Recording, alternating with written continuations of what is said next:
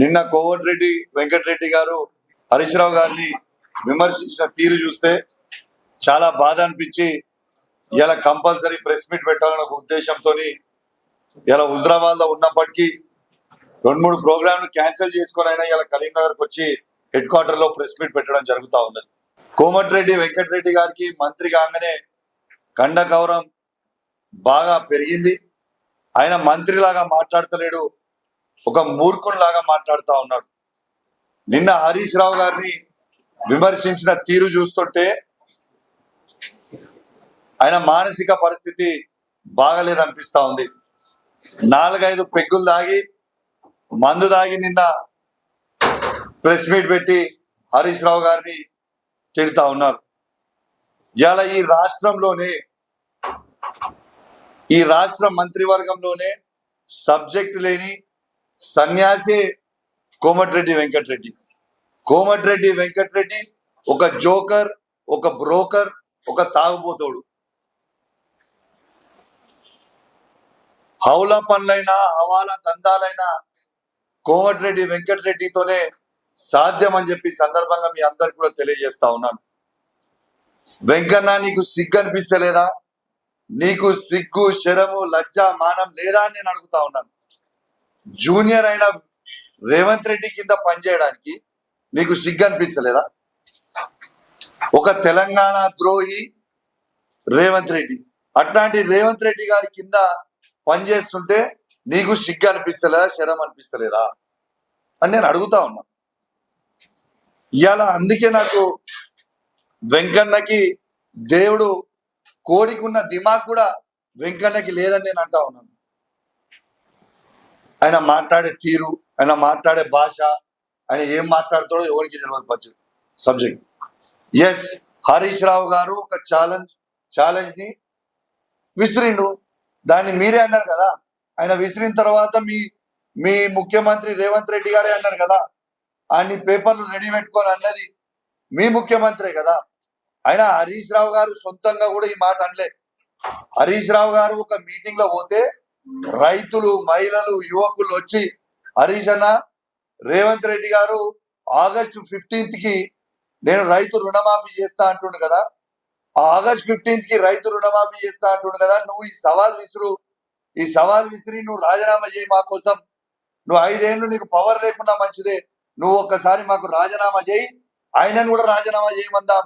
ఈ సవాల్ని స్వీకరిస్తే దీంతోనన్నా మాకు నమ్మకం వస్తుంది ఒక్కసారి అని ప్రజలు అడిగిరండి హరీష్ రావు గారిని. ప్రజలు అడిగితే హరీష్ రావు గారు వాళ్ళ ప్రజల కోసం ఈ 5 సంవత్సరాలుగా తను చేస్తే ప్రజలకి లాభం అవుతుంది అనుకుంటే, 5 సంవత్సరాలుగా ఎమ్మెల్యేగా లేకపోయినా మంచిదే, నా ఎమ్మెల్యే త్యాగం చేస్తే ప్రజలకి బాగవుతుందని భావిస్తే తప్పకుండా నా ఎమ్మెల్యే పదవికి త్యాగం చేయడానికి సిద్ధంగా ఉన్నా అని హరీష్ రావు గారు సవాల్ స్వీకరించి తను సవాల్ విసిరారు. మీరు చెప్పిన దానికి స్వీకరించి మళ్ళా సవాల్ విసిరారు. ఎస్, నేను రాజీనామా చేస్తున్నాను, నా రాజీనామా లెటర్ తీసుకుపోయి అమరవీరుల స్తూపం దగ్గర పెడతా ఉన్నాను. ఇవాళ ముఖ్యమంత్రి రేవంత్ రెడ్డి గారు కూడా పెట్టాలి. మీకే మంచిది కదా. నువ్వు ఆగస్ట్ 15th వరకు పక్కా చేస్తా నువ్వే చెప్తున్నావు. మరి నువ్వు ఆగస్ట్ 15th వరకు నువ్వు చేస్తే, మీ రాజీనామా లెటర్లు ఇద్దరు పెడితే, హరీష్ రావు గారు పదవిలో లేకుంటే 5 సంవత్సరాలు ఇంట్లో కూర్చుంటే మీ కాంగ్రెస్ వాళ్ళకి మీకే మంచిది కదా. మరి మీరు ఎందుకు ఇస్తలేరు? మీకు అంత కాన్ఫిడెన్స్ లేదా? అంటే లుచ్చా మాటలు ఎప్పుడు ఎలక్షన్లు దనుకోవాలి, ఓట్లు దనుకోవాలి, పోవాలి, ఎలక్షన్లు అయిపోతాయి, ఆగస్ట్ 15th వరకు లోకల్ బాడీస్ అయిపోతాయి, పార్లమెంట్ ఎలక్షన్లు అయిపోతాయి, ఇక ఇష్ట రాజ్యం చేసుకుందామనా? ఇవాళ రేవంత్ రెడ్డి గారు మీ మీద నమ్మకం లేకనే ఇలా హరీష్ రావు గారు ఆ సవాల్ విసిరిండ్రు. ఇవాళ రైతులని రుణమాఫీ చేస్తామని రైతులను మోసం చేస్తే, రైతు భరోసా 15,000 ఇస్తామని రైతులకు మోసం చేస్తే, 2,500 ఇస్తామని మహిళలకి మోసం చేస్తే, కొత్తగా పెళ్లి చేసుకున్న ఆడబిడ్డలకి తులం బంగారం ఇస్తామని మోసం చేస్తే, ఇలా తాతలకి అవ్వలకి 4,000 రూపాయల పెన్షన్ ఇస్తామని మోసం చేస్తే, వికలాంగులకి 5,000 రూపాయల పెన్షన్ ఇస్తామని మోసం చేస్తే, ఇలా యువకులకి జాబ్ నోటిఫికేషన్ ఫస్ట్ వీక్ లోనే ఇస్తామని చెప్పి మోసం చేస్తే, ఇవి నువ్వు చేసిన మోసాలు కాదా? మళ్ళా నేను ఎట్లా నమ్మమంటున్నావా? నేను తెలంగాణ ప్రజలకు కూడా విజ్ఞప్తి చేస్తా ఉన్నాను. బాజాబ్తు రేవంత్ రెడ్డి గారు అసెంబ్లీలో ఈడ బహిరంగ సభలలో మాట్లాడుతా ఉన్నాడు. ఏమని మాట్లాడుతున్నాడే? ఇవాళ నేను 6 గ్యారెంటీలు అన్ని అమలు చేసిండా? మీ గుండె మీద చేసుకొని మీరే ఆలోచన చేయండి. ఇలా రైతు భరోసా అమలు చేసిండా? ఇవాళ రైతు రుణమాఫీ అమలు చేసిండా? ఇవాళ మహిళలకి 2500 ఇస్తానని అమలు చేసిండా? ఇవాళ కొత్తగా పెళ్లి చేసుకున్న జంటలకి తులం బంగారం ఇస్తానని అమలు చేసిండా? ఇలా తాతలకి అవ్వలకి ఇంట్లకి 2 పెన్షన్లు ఇస్తానడు 4,000 అమలు చేసిండా? ఇలా యువకులకి రాగానే జాబ్ నోటిఫికేషన్ 2 లక్షల మందికి జాబ్ నోటిఫికేషన్ ఇస్తానడు అమలు చేసిండా? ఒక్కసారి మీరు ఆలోచన చేయండి. ఇలా కర్ర కాల్చి వాత పెడితేనే ఈ పార్లమెంట్ ఎలక్షన్లలో ఇవన్నీ అమలు అవుతాయి. లేకుంటే ఇవి అమలు కావు. రేపు మిమ్మల్ని మోసం చేయడానికి రెడీగా ఉన్నాడు మళ్ళా. ఇవాళ సింపుల్ బై నేను సింపుల్ సవాల్, మీరు ఏ ఫార్మాట్ అడిగితే ఆ ఫార్మాట్ లో హరీష్ రావు గారితో ఆ ఫార్మాట్ లో రాజీనామా చేయించే బాధ్యత నాది. కోమటిరెడ్డి వెంకటరెడ్డి గారు మీకు సవాల్ విసురుతున్నా, మీరు ఏ ఫార్మాట్ లో రాజీనామా చేయించామంటే ఆ ఫార్మాట్ లోనే హరీష్ రావు గారితో రాజీనామా చేయించే బాధ్యత నాది. అదే ఫార్మాట్ లో ముఖ్యమంత్రిని రాజీనామా చేయించే బాధ్యత నువ్వు తీసుకుంటావా? ఈ సవాల్ని నువ్వు స్వీకరిస్తావా చెప్పు. నేను స్వీకరించడానికి నేను రెడీగా ఉన్నా. ఈ నా సవాల్ని నువ్వు స్వీకరించడానికి రెడీగా ఉన్నావా?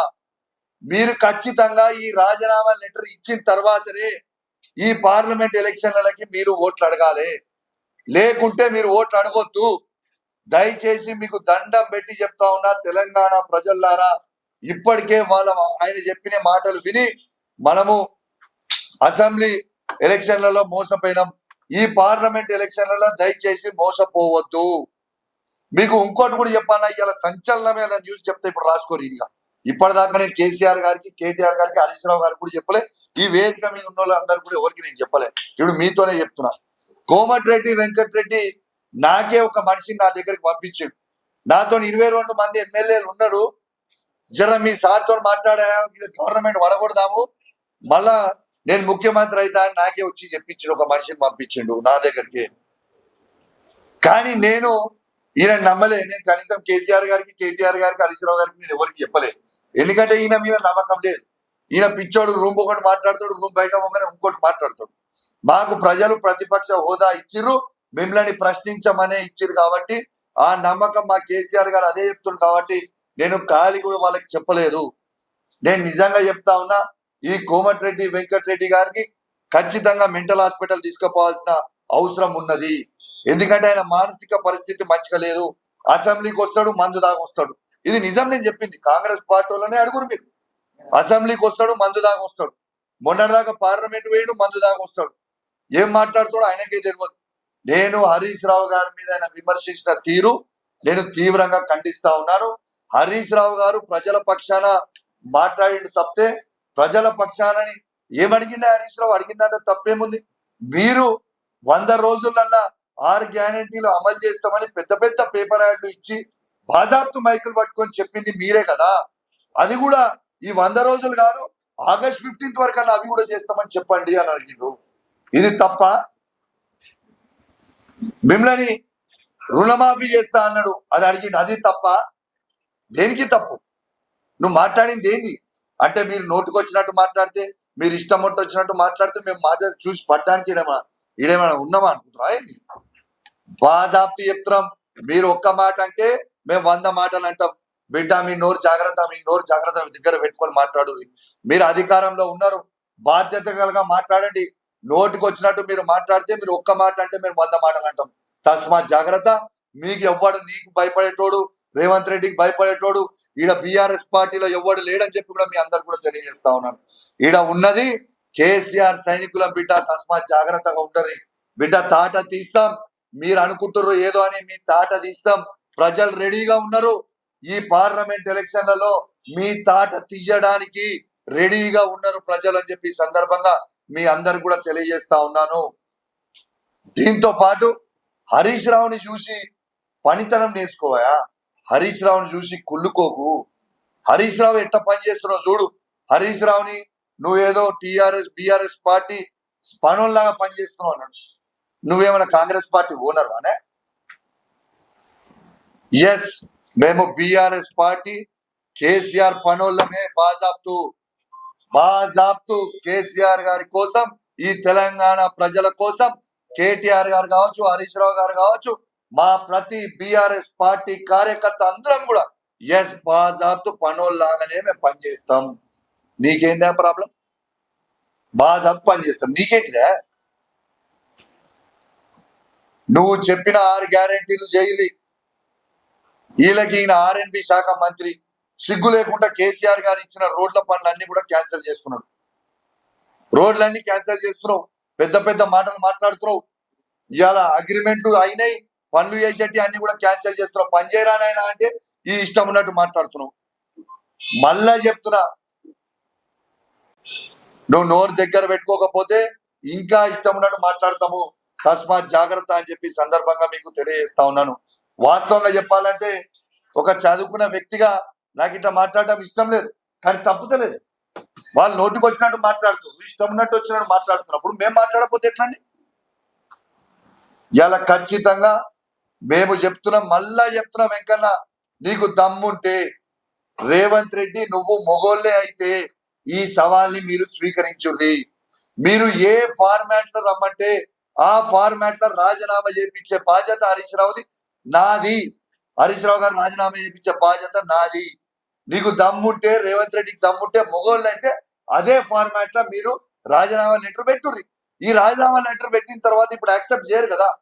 ఆగస్టు 15 తర్వాత మీరు చేయకపోతే మీరు యాక్సెప్ట్ చేస్తారు, మీరు చేస్తే హరీష్ రావు యాక్సెప్ట్ చేస్తారు. చలో, వీఆర్ రెడీ. మీకు దమ్ముంటే స్వీకరించరని నేను ఈ సవాల్ని విసురుతా ఉన్నాను. జై తెలంగాణ, జై కేసీఆర్, జై కేటీఆర్, జై హరీష్ రావు.